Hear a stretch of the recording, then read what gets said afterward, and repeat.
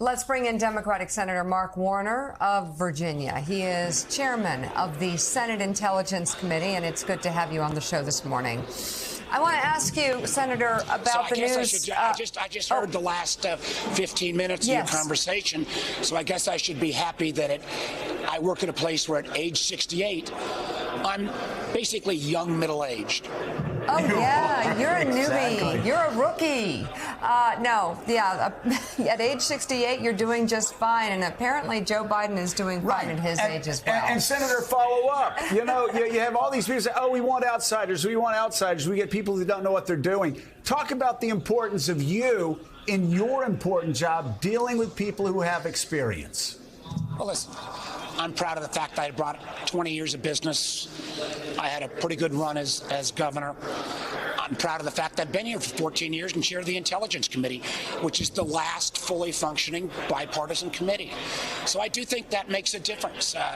I know if we're going to get to questions, I heard the tease was going to be, I was going to talk about the new bromance between Kim Jong-un and Putin. Remember, North Korea has always been called the Hermit Kingdom.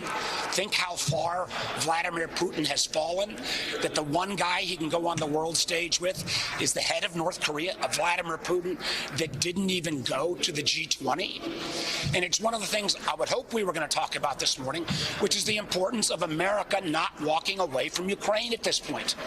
You know, the truth is, for 70 years, for those of us who've been around, the United States prepared to take on the Soviet Union. The Ukrainians have taken what was the world's second best military, the Russians, and made them now only the second best military potentially in Ukraine. They have denigrated that military in a way at no cost to Americans in lives. A little bit of treasure, yes. No cost to NATO members in lives. A little bit of treasure, yes, but huge progress. Secondly, if we, as some people have advocated, ought to walk away from Ukraine right now, who would ever trust America again? You mentioned the fact that Biden resuscitated NATO. He did, expanded it, brought in countries like South Korea and Australia in terms of the fight of supporting with our Ukrainian friends. If we walked out and out, no one would ever trust us again, and they have a right not to trust us. And third, and this is the part that I just don't get with some of the guys who are trying to say, let's pull the plug. They say, we don't care about Ukraine and Putin, oftentimes because of Donald Trump's affinity for Putin, but they're concerned about President Xi in China. If people don't understand that if Putin is successful in Ukraine, that gives a green light to Xi in terms of his aspirations in Taiwan and around Asia, they really don't deserve to be weighing in on foreign policy. Senator, good morning. I think another United States senator, a colleague of yours who agrees with you very specifically on everything you just said, is Mitt Romney, who announced he's retiring yesterday. I'm curious for your view on what the Senate is losing with his retirement in about a year and a half, and what you think it says about the Republican Party, that guys like Mitt Romney and Rob Portman and Richard Burr, and you could go down the list, have looked around and said, and Roy Blunt have looked around and said, I'm not sure this is my party or my place anymore.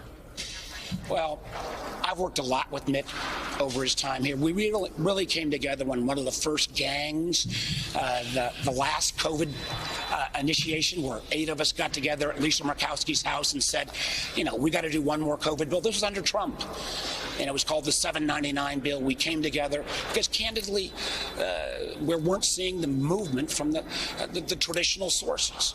And then that same group came together on the CHIPS bill, the infrastructure bill, the Electoral Count Act, the guns bill, you name it. And Mitt Romney has been in every one of those sessions. He's been fair. He's been rational. He's been conservative. Anyone who doesn't, who questions Mitt Romney's basic economic conservativeness doesn't know the guy. And it's a great personal loss to me. It's a great loss to the institution. But you can't throw in the towel. I mean, the one thing, and I think your show, for all the times you guys sometimes drive me crazy, but the fact is, the worst thing that could happen is when Americans tune out. The thing that we've found in terms of some of the data coming out of Russia is that 65% of the Russian people don't believe there's anything they can do to change their system. That is the path to Putin. That is the path to authoritarianism. My biggest fear for our country is not even, frankly, Donald Trump. in and of itself. It is the fact when Americans say, you know, I'm just going to tune it all out and not be engaged. That's the way that facilitates authoritarian leaders and wannabes like Donald Trump. So we got to stay in the fight. I think Mitt will stay in the fight. He may not do it in the Senate, but he's going to stay in the fight. So, Senator, let's put your Senate intelligence hat back on here. And we've talked about NATO and we've talked about the need to remain in Ukraine and the Biden administration's work on both.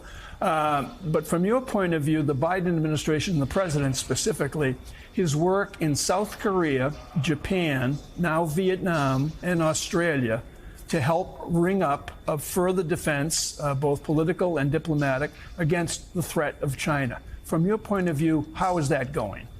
Well, first of all, I think the meeting at Camp David between Japan, South Korea, and the United States, where we brought those three leaders together, it may have gotten 10 minutes of national news coverage. That is historic. If you look at the traditional enmity between Japan and the South Koreans going back, Japan occupied South Korea, or the whole Korean peninsula through most of the part of the 20th century.